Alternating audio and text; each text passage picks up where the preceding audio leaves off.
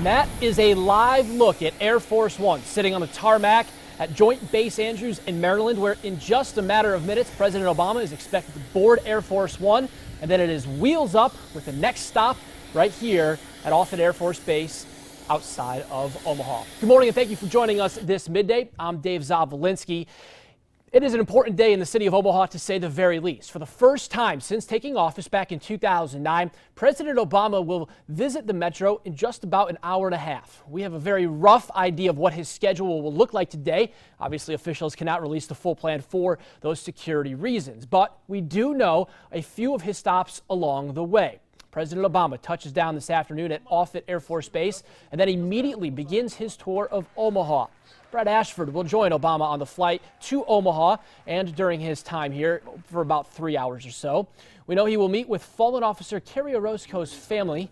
Ashford and Hector Orozco, Kerry's husband, have been working on the Kerry Orozco Act that would extend immigration-related assistance to first responders. Now, we've also confirmed through President Obama's director on domestic policy that he will meet with an English teacher at her home right here in the metro. That teacher wrote President Obama a letter right after the birth of her son. We're told that letter really resonated with the president. She just had a baby, and she was thinking about the kind of country her son was going to grow up in. And so the president wants to talk to her about that because he's thinking about the same thing. After that meeting, the president will then speak to about 7,500 people or so at Baxter Arena.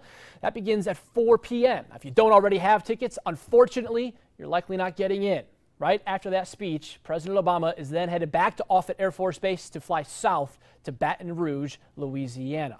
Our suggestion to drivers here is that if you don't have to be in the Exarban area today, simply do not be. While the president's route to and from Baxter Arena has not been released, we can promise you there's going to be a lot of traffic holdups when he is on the road, especially during that afternoon rush hour.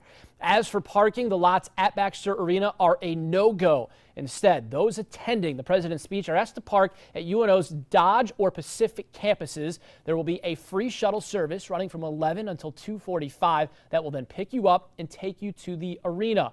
Those pickup locations are seen here as white dots.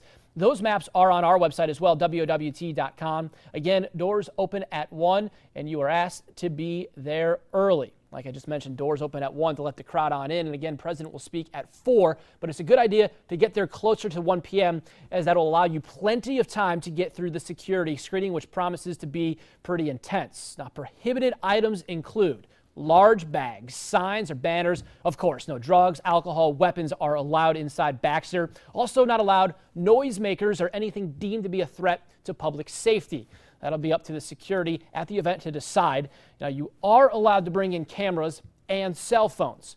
And we will have wall-to-wall coverage of the president's visit here to Omaha on WOWT6 News starting the minute the plane touches down. And if you're not watching on air, you can also watch on our website, WOWT.com.